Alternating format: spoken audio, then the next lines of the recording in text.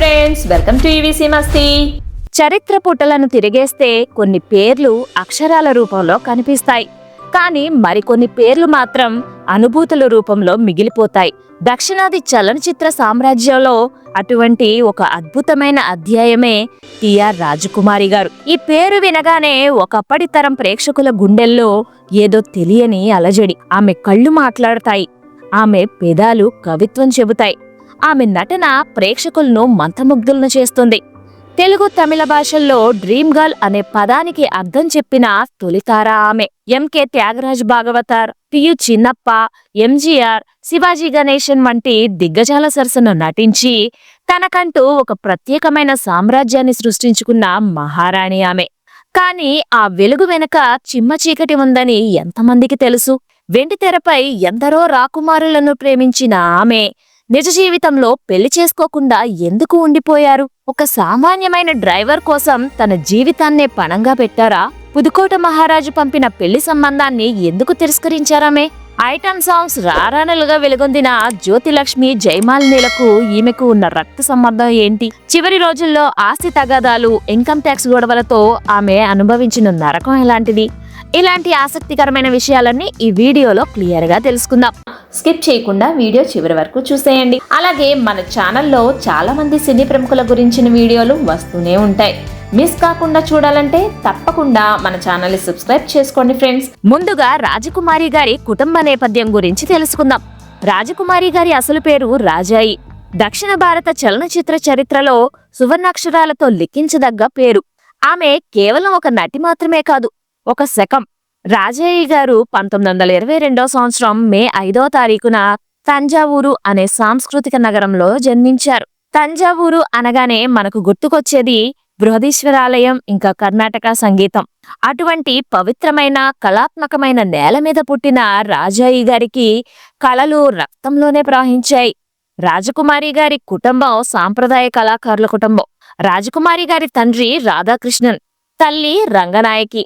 రాజకుమారి గారికి ఒక తమ్ముడు, ఒక చెల్లెలు కూడా ఉన్నారు. తమ్ముడు టిఆర్ రామన్న. ఆయన తర్వాత కాలంలో దక్షిణాది సినిమా గర్వించదగ్గ గొప్ప దర్శకుడు, ఇంకా నిర్మాతగా ఎదిగారు. ఇక సోదరి టిఎస్ దమయంతి, ఈమె కూడా కళారంగంలోనే ఉన్నారు. రాజకుమారి గారి అమ్మమ్మ గారైన తంజావూరు కుచలాంబ గారు ఆ రోజుల్లోనే ప్రసిద్ధ కర్ణాటక సంగీత విద్వాంసురాలు. కుచలాంబ గారు తంజావూరు జిల్లాలో సంగీత కచేరీలకు పెట్టింది పేరు. ఆనాడు కళాకారుల కుటుంబాల్లో స్త్రీలు సంగీతం, నృత్యం నేర్చుకోవడం ఒక సాంప్రదాయంగా ఉండేది. అలాంటి కుటుంబ నేపథ్యం నుండే వచ్చారు రాజకుమారి గారు. రాజకుమారి గారి తల్లి రంగనాయకి గారు కూడా సంగీతంలో ప్రావీణ్యం ఉన్నవారే. తన కూతురు కూడా భవిష్యత్తులో ఒక గొప్ప సంగీత విద్వాంసురాలు కావాలని ఆ తల్లి కలలు కనేది. అందుకే చిన్నప్పటి నుండే రాజకుమారి గారికి కర్ణాటక సంగీతంలో శిక్షణ ఇప్పించారు. ఆమె కేవలం పాట పాడడమే కాదు, వీణ వాయించడంలోనూ దిట్ట. అప్పట్లో సినిమా అనేది ఇంకా వెలుగులోకి రాలేదు. నాటకాలు, కచేరీలు మాత్రమే ప్రధాన వినోద సాధన. అలాంటి సమయంలో రాజకుమారి గారు తన గాత్రంతో, అభినయంతో అందరినీ ఆకట్టుకునేవారు. ఆమె నాటకాల్లో చురుగ్గా పాల్గొనేవారు. ఆమె గొంతులో ఒక ప్రత్యేకమైన మాధుర్యం ఉండేది. అది తర్వాత సినిమాల్లో ఆమె సొంతంగా పాటలు పాడటానికి ఎంతగానో ఉపయోగపడింది. రాజకుమారి గారి కుటుంబానికి సినిమా రంగానికి మొదటి నుంచి దగ్గర సంబంధాలున్నాయి. ఆమె మేనత్త అయిన ఎస్పీఎల్ ధనలక్ష్మి గారు అప్పటికే మద్రాసు వచ్చి సినిమాల్లో నటిస్తూ ఉండేవారు. ధనలక్ష్మి గారు ఆనాటి స్టార్స్ లో ఒకరు. ఆమె నటించిన కాలమేఘం వంటి చిత్రాలు మంచి గుర్తింపు తెచ్చాయి. రాజకుమారి గారు తన మేనత్తను చూడటానికి తరచూ తంజావూరు నుండి మద్రాసు వెళ్లేవారు. ఆ సమయంలో షూటింగ్ వాతావరణాన్ని చూడటం, మేకప్ వేసుకున్న నటీనటులను చూడటం ఆమెలో ఒక కొత్త ఆసక్తిని రేకెత్తించింది.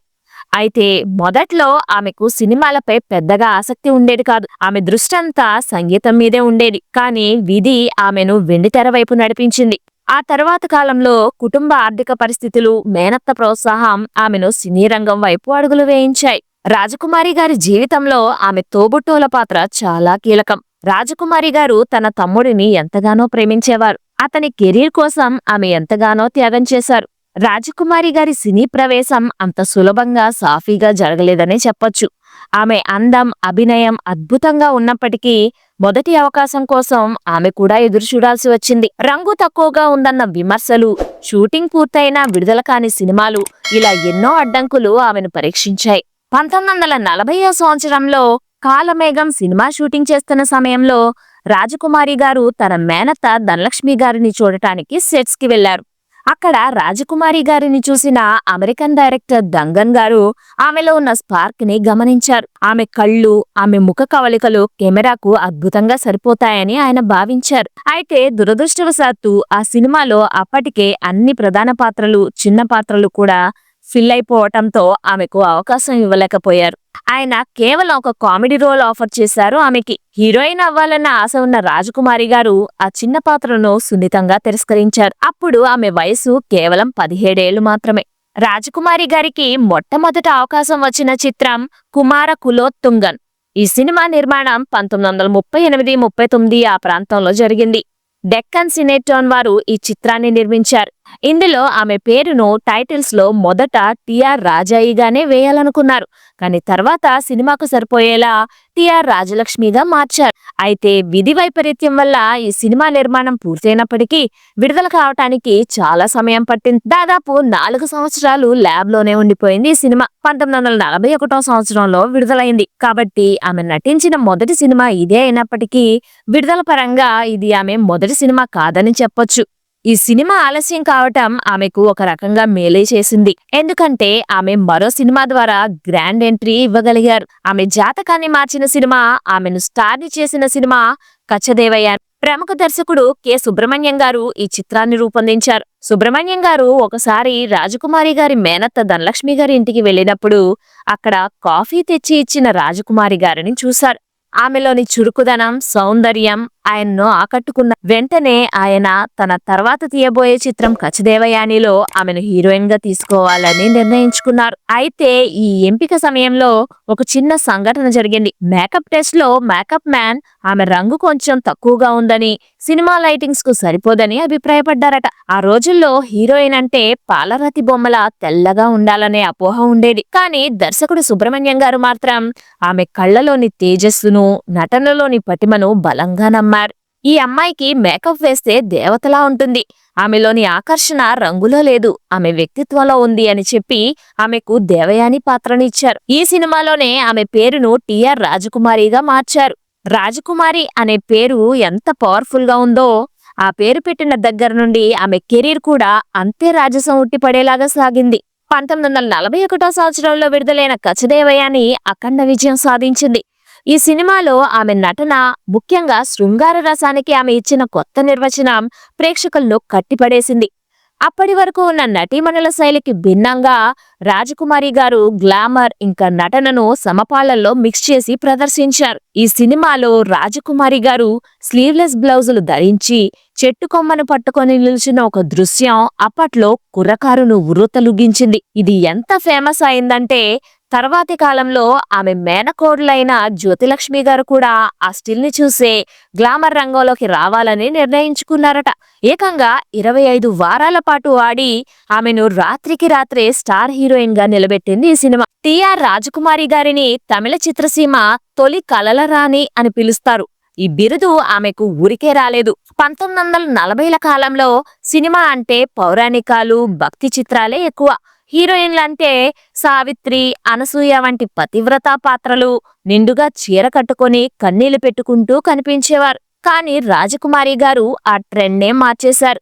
రాజకుమారి గారి అందం చాలా సహజంగా, ఆకర్షణీయంగా ఉండేది. ఆమె నడక, ఆమె హావభావాలు అప్పటి ప్రేక్షకులకు ఒక కొత్త అనుభూతిని పంచాయి. కొంతమంది సినిమా చరిత్రకారులు ఆమె గురించి ఎంతో గొప్పగా చెప్పారు. రాజకుమారి గారు స్క్రీన్ మీద కనిపిస్తే చాలు ప్రేక్షకులు తమ కష్టాలను మర్చిపోయేవారు. ఆమె కేవలం ఒక సెక్స్ సింబల్ కాదు, ఆమె ఒక సంపూర్ణ నటి. పాడగలరు, ఆడగలరు, అద్భుతంగా నటించగలరు. ఈ మూడు కలిసిన అరుదైన కలయిక ఆమెను డ్రీమ్ గర్ల్ గా నిలబెట్టింది. అప్పట్లో ఆమె ధరించిన దుస్తులు, అలంకరణ ఎంతో మంది యువతులు అనుకరించేవారు. మోడర్న్ థియేటర్స్ అధినేత టిఆర్ సుందరం గారి దర్శకత్వంలో 1942వ సంవత్సరంలో మనోన్మణి అనే చిత్రంలో ఆమె నటించారు. ఈ సినిమా ఆమె స్టార్డమ్ను మరింత పెంచింది.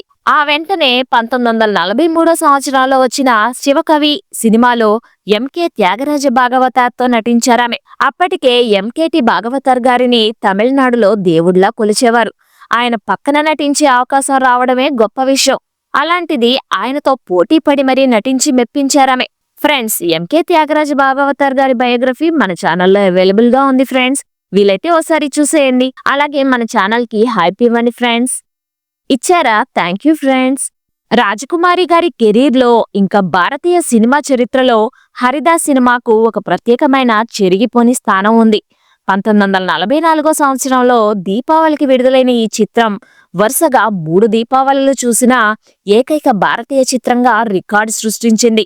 మద్రాసులోని బ్రాడ్వే టాకీస్లో ఏకంగా 110 వారాలు ఏకధాటిగా ఆడింది. ఈ సినిమాతో రాజకుమారి గారు రికార్డుల రారాణిగా నిలిచిపోయారు. ఈ సినిమాలో రాజకుమారి గారు ఒక వేశ్య పాత్రలో నటించారు. రాజకుమారి గారు ఈ పాత్రను ఛాలెంజింగ్ గా తీసుకున్నారు. ఆమె ఆ పాత్రలో జీవించారు.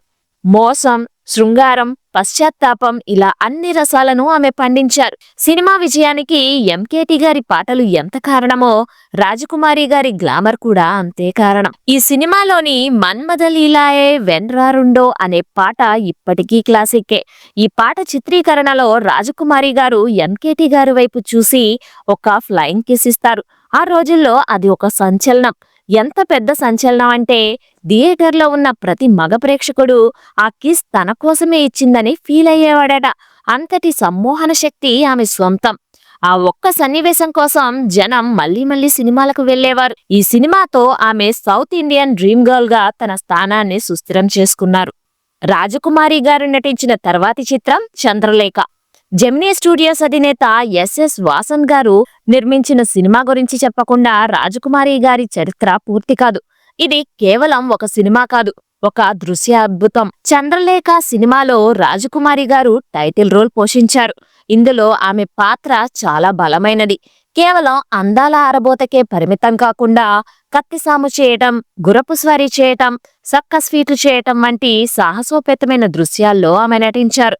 ముఖ్యంగా క్లైమాక్స్ లో వచ్చే సర్కస్ దృశ్యాల కోసం ఆమె ప్రత్యేక శిక్షణ తీసుకున్నారు. ఆ రోజుల్లో డూప్ లేకుండా అటువంటి సీన్స్ చేయటం అంటే మామూలు విషయం కాదు. ఆమె డెడికేషన్ చూసి ఎస్ఎస్ వాసన్ గారు కూడా ఆశ్చర్యపోయేవారట. ఈ సినిమా హైలైట్ అంటే అందరికీ గుర్తొచ్చేది డ్రమ్ డాన్స్.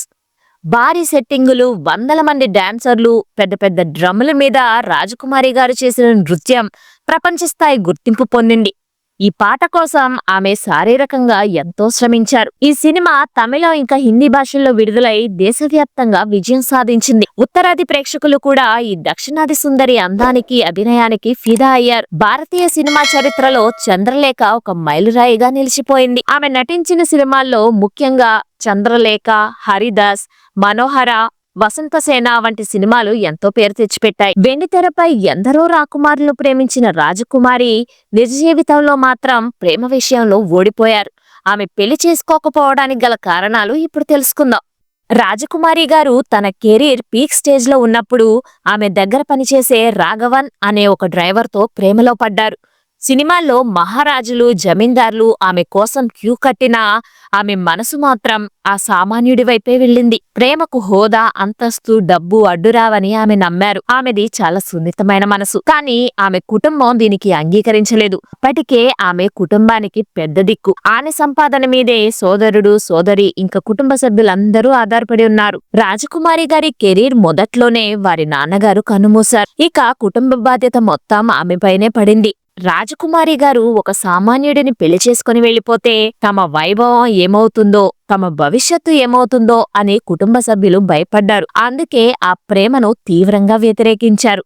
ఆమె మీద, ఆ డ్రైవర్ మీద కుటుంబ సభ్యులు నిఘా పెట్టారు. చివరకు ఆ డ్రైవర్ అవమాన భారంతోనో లేక కుటుంబ సమస్యల ఒత్తిడి తట్టుకోలేకనో ఇంటి నుంచి వెళ్లిపోయాడట. వెళ్తూ వెళ్తూ నేను ఏదో ఒక రోజు నీ స్థాయికి తగిన వాడిలా తిరిగొస్తాను, అప్పుడే నిన్ను పెళ్లి చేసుకుంటాను అని చెప్పి వెళ్లాడని రాజకుమారి గారు అతని మాటలను బలంగా నమ్మి అతను తిరిగి వస్తాడని ఆశగా ఎదురుచూశారు. రోజులు, నెలలు, సంవత్సరాలు గడిచాయి. కానీ అతను తిరిగి రాలేదు. ఆమె నిరీక్షణ మాత్రం కొనసాగుతూనే ఉంది. ఆమె ప్రేమకు గుర్తుగా ఆమె జీవితాంతం పెళ్లి చేసుకోకుండా ఉండిపోయారు. రాజకుమారి గారి అందానికి ముగ్ధులైన పుదుకోట సంస్థానపు రాజు ఆమెను వివాహం చేసుకోవాలని అధికారికంగా ఒక ప్రపోజల్ పంపారట. అది మామూలు ఆఫర్ కాదు. రాణివాసం, అంతులేని సంపద, అధికారం ఆమె కాళ్ళ దగ్గర దగ్గరకొచ్చాయి. ఏ ఇతర హీరోయిన్ అయినా వెంటనే ఒప్పుకునేవారేమో, కానీ రాజకుమారి గారు మాత్రం ఆ మహారాజు ప్రపోజల్ ను కూడా సున్నితంగా తిరస్కరించారు. ఒక డ్రైవర్ కోసం మహారాజునే కాదన్న ఆమె ప్రేమ ఎంత గొప్పదో,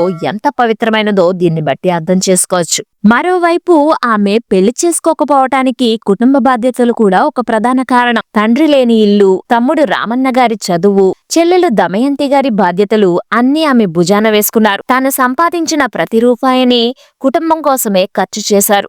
చివరికి కుటుంబం కోసం తన సొంత జీవితాన్ని, సంతోషాన్ని బలి ఇచ్చిన త్యాగమూర్తిగా మిగిలిపోయారు. టిఆర్ రాజకుమారి గారి కుటుంబ వృక్షం నుంచి మరికొన్ని గ్లామర్ తారలు ఉద్భవించారు. ఆమె కుటుంబమంతా సినిమా కుటుంబమే. ఆమెకు చాలా మంది కజిన్స్ ఉన్నారు. వాళ్ళల్లో ఒక అక్క తమిళ నటి.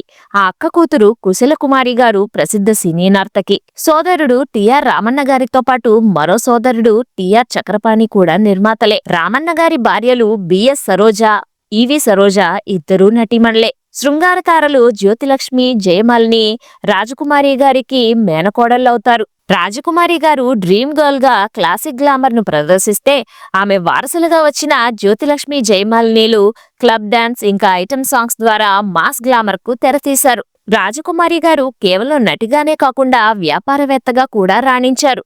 తన సోదరుడు టిఆర్ రామన్న గారితో కలిసి ఆర్ఆర్ పిక్చర్స్ అనే నిర్మాణ సంస్థను స్థాపించారు.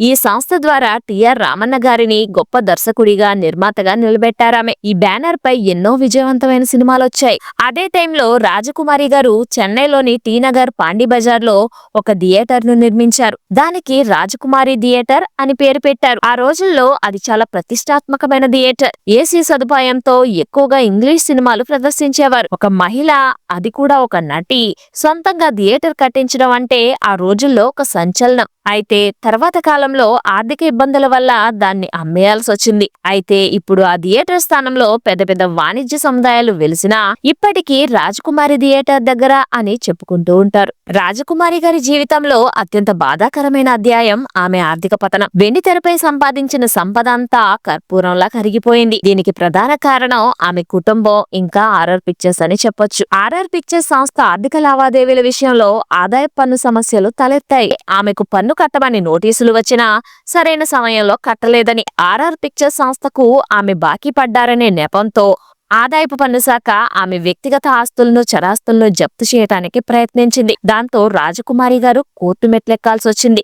మద్రాస్ హైకోర్టు ఆమెకు అనుకూలంగా తీర్పు ఇచ్చినప్పటికీ ఈ కోర్టు గొడవలు, లాయర్ల ఖర్చులు, అవమానాలు ఆమెను మానసిక ప్రశాంతతకు దూరం చేశాయి. ఒకప్పుడు మహారాణిలా బ్రతికిన ఆమె కోర్టు మెట్లు ఎక్కాల్సి రావటం విధి విచిత్రం. 1963 సంవత్సరంలో వచ్చిన వానంబాడి ఆమె చివరి సినిమా. ఆ తర్వాత ఆమె పూర్తిగా సినిమాలకు దూరమైపోయారు. సినిమా రంగం నుంచి విరమించుకున్న తర్వాత ఆమె బయట ప్రపంచంతో సంబంధాలు తెంచుకున్నారు. తన ఇంట్లోనే ఉంటూ పూజలు, పునస్కారాలతో ఆధ్యాత్మిక జీవితాన్ని గడిపారు. ఒకప్పుడు తనను చూడటానికి జనం ఎగబడేవారు. కానీ చివరి రోజుల్లో ఆమె ఎవ్వర్నీ కలవటానికి ఇష్టపడలేదు. పాత జ్ఞాపకాలు తనను బాధిస్తాయనో, లేక ప్రస్తుత పరిస్థితిని చూసి జాలి పడతారనో ఆమె ఏకాంతాన్ని కోరుకునేవారు. ఆమె మరణం ఒక నిశ్శబ్ద విషాదం. శిల్పసుందరిలా తీర్చిదిద్దినట్లుండే రాజకుమారి గారికి చివరి రోజుల్లో కుష్ఠవ్యాధి వచ్చింది. దీంతో ఎవ్వరినీ కలిసేది కాదామె. మరీ ఆత్మీయులెవరైనా వస్తే తెరచాటు నుంచి మాట్లాడేది. రాజసం, దర్పం, హొయలు, కవ్వించే కళ్ళు, పదే పదే చూడాలనిపించే అందం ఇవన్నీ కలబోసినట్లుండే రాజకుమారి గారు 1999 సంవత్సరం సెప్టెంబర్ 20న మరణించారు. అప్పటికి ఆమె వయస్సు 77 ఏళ్లు. నటించింది తక్కువ సినిమాలే అయినా కొన్ని దశాబ్దాలకు తరగని కీర్తిని సంపాదించుకున్న నటి ఆమె. ఇది ఫ్రెండ్స్, డ్రీమ్ గర్ల్ రాజకుమారి గారికి సంబంధించిన వివరాలు. ఆమె నటించిన సినిమాల్లో మీకు బాగా ఏ సినిమా ఇష్టమో కమెంట్స్ లో కమెంట్ చేయండి. మరిన్ని బయోగ్రఫీల కోసం మన ఛానల్ ని సబ్స్క్రైబ్ చేయడం మర్చిపోవద్దు. Thanks for watching friends. జై హింద్.